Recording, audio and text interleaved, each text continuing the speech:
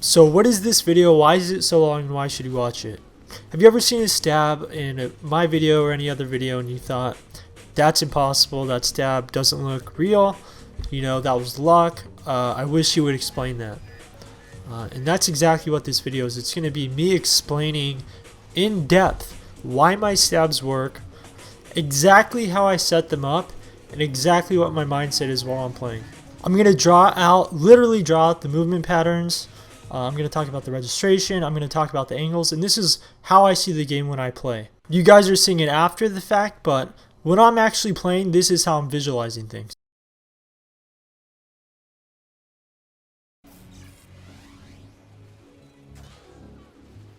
Starting here, I'm in a good position.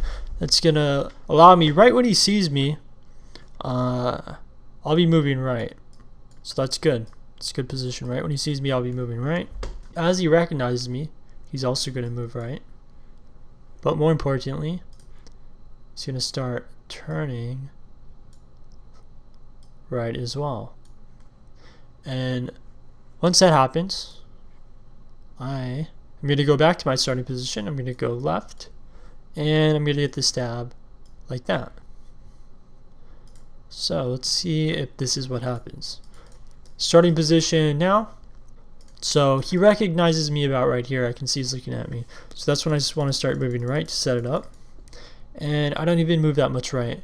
The point is really just to get him to move right and look right. So I just move just enough so he recognizes that. And then I'm going to start moving left. And it's really weird because it doesn't look right. But on the server, if we're looking at a top-down point of view, he would be angled like this. His front is that way, his back is this way. The models, sometimes they're not accurate at all. And there's a good reason for that. Would you rather have the actual damage, the holes, the registration, communicating with the client in the server first, or the way your models are moving? It makes more sense to have the hitboxes, damage, and whatnot, the registration communicated first, and then the models follow that. And what's on the server is the reality of what's really happening. In reality, he did turn, and I knew that was going to happen before it happened, because with a spy mindset, you have to be thinking about what's going to register, not what you're seeing, because what you're seeing isn't reality.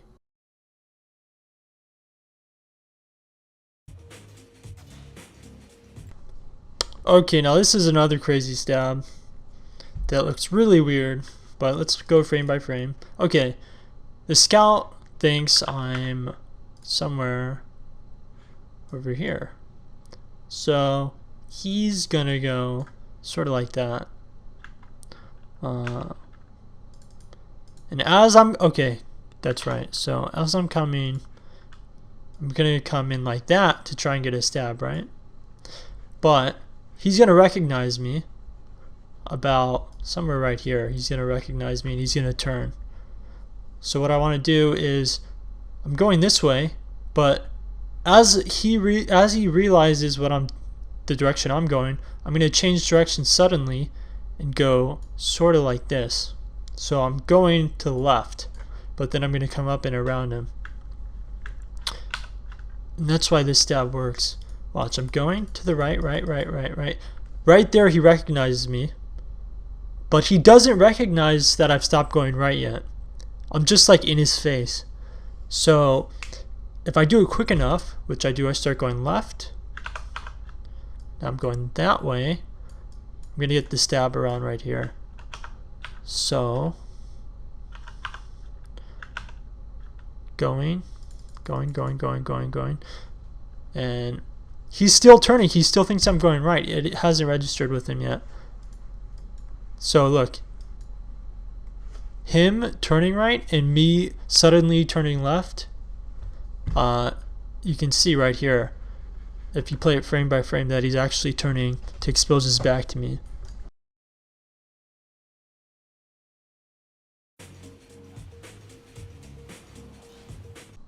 Now this next one is, oh, I love this one, because this guy was trying so hard not to get trick stabbed, and it didn't work. It doesn't work. It works against you sometimes.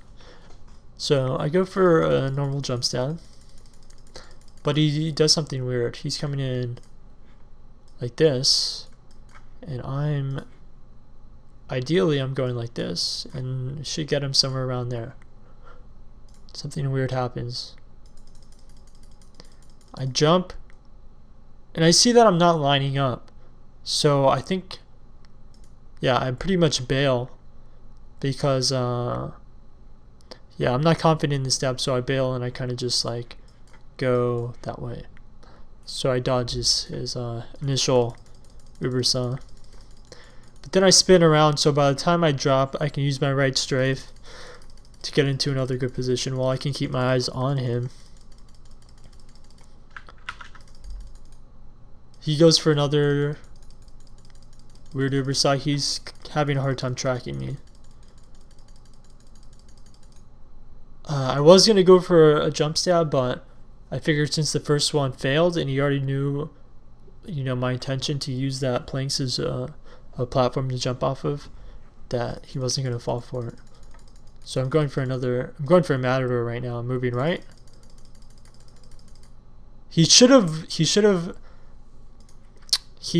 up. He either did it on purpose or did it on accident, but when I was moving right, he should have also moved right, and he should have looked rotated right, like the other examples. That's usually what happened, but maybe this guy's better than he probably is, because he seemed pretty conscious of the tricks. So let's say he stops himself.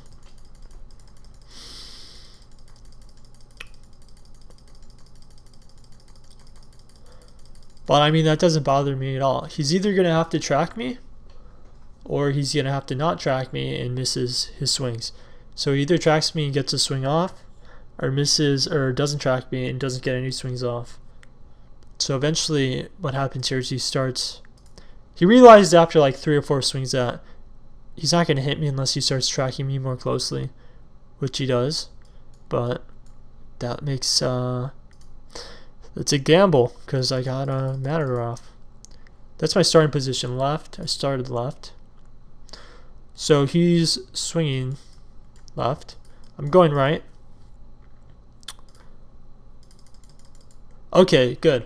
And now he's close enough where I know I can actually execute the matador. So I don't really need to buy time by going back and forth anymore. So this is going to be my final starting position. I'm going to go left. He is going to look right. I should do him in red. He's going to look right. And that means he's going like that. That's how he's turning to start going right. And when I'm over here, I'm going to go in for the stab at that angle. Let's see how this plays out.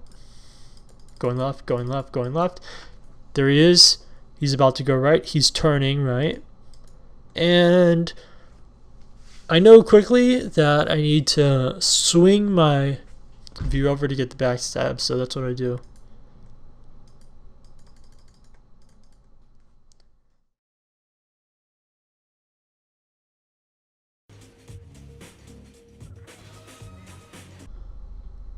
Okay, so in this one, this is another like micro, I call them shuffles, kind of like micro matador movements. But look, I'm moving back and forth. I'm basically buying time at that point. At that point, I was kind of going like a little bit back and forth. I was buying time, making it not so obvious that if I just stood there, it would have been kind of obvious that I was waiting for him. So I'm just kind of buying time, feeling the situation out. Letting him get into range, and once he does, yeah, see, I already know right here. I already know that I have him because he thinks I'm going to the left. I can just tell by his body language. At a certain point when somebody's looking at you, you can just tell.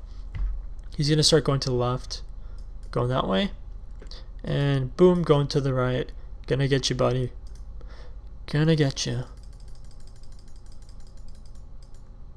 It's funny because I had to go like a little extra distance just to get him, and you can feel that when you're playing. I had to go just a little bit extra just to get his back. Sometimes you're gonna have to do that.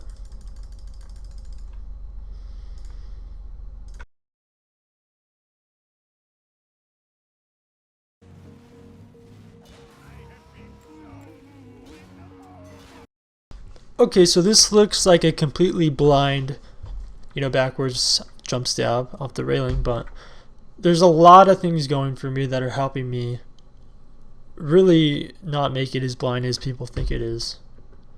So let's go over these. First, the very first one is I get a good look at the sniper. I even turn back to look at him because I want to see if he's running at me, which he is. So he's going to be coming through here, maybe up here, and that's what he does. But let's keep going here. Basic side stab on this guy, nothing impressive. So look, I get another glance at the sniper right here. So already I have a pretty good idea of where he's going to be when I do the rail stab on him. And I'm predicting he's going to come up through the stairs. So right now what do I have? I have 2 glances at him. I have my prediction that he's going to come through the stairs. And I get another help too. Oh, what's that? That's your shadow? Oh, that's a big help as well. There we go. We got his shadow.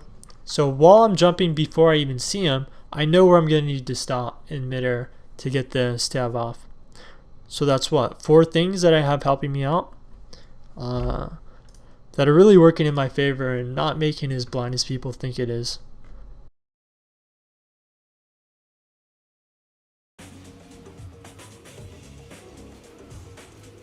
So for this guy, I really can't even see him, but I know that somebody that's tracking you is going to continue tracking you. That's important to know. You don't need to be looking at them. You just have to know that once you see them tracking you initially, they're going to keep tracking you.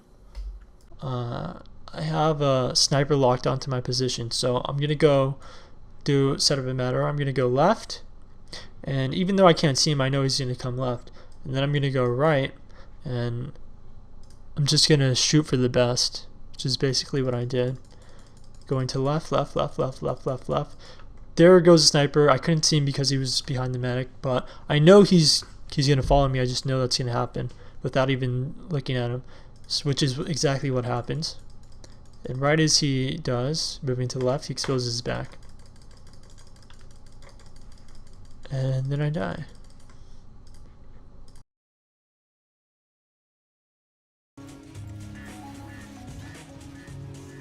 So usually when you sap an engineer's stuff, he's going to go straight to it. So you want to kind of go out of the way a little bit, trying to, hopefully he doesn't notice you, and then you can come in at this angle while his back, well, he should be in red, while his back ideally is going to be somewhere right here, and that's where you get the stab. But in this case, he notices me, and then I turn it into some weird kind of matador thingy. I don't even know what to call it. See how that arc is? I'm trying to line up the stab with his back, but the problem is he doesn't even go into. I would have got it if he actually went into to wrench his sentry, but he's using that stupid gun, so he stops at a weird spot.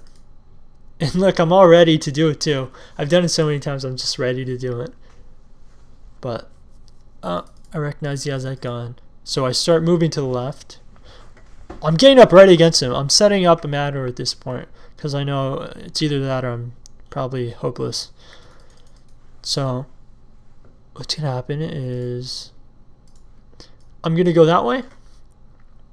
He is gonna go that way, and eventually he's going to turn left because I'm gonna get past him, and as he turns left, I'm going to go back.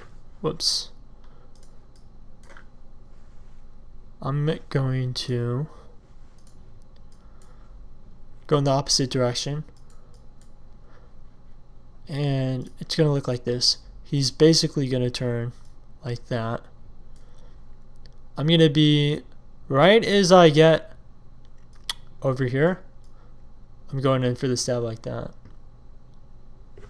So let's see how this plays out. Left, left, left, left, left, left. I'm like a little bit out of his range. I'm like in the side of his screen. A little bit before this. Let me go back a little bit. I'm like just enough out of his screen where it's annoying to him. I'm like in his blind spot almost. So he's gonna look left. He's turning left and exposes his back, which is so funny. You get the swing and then you get the registration afterwards because it happens so quickly.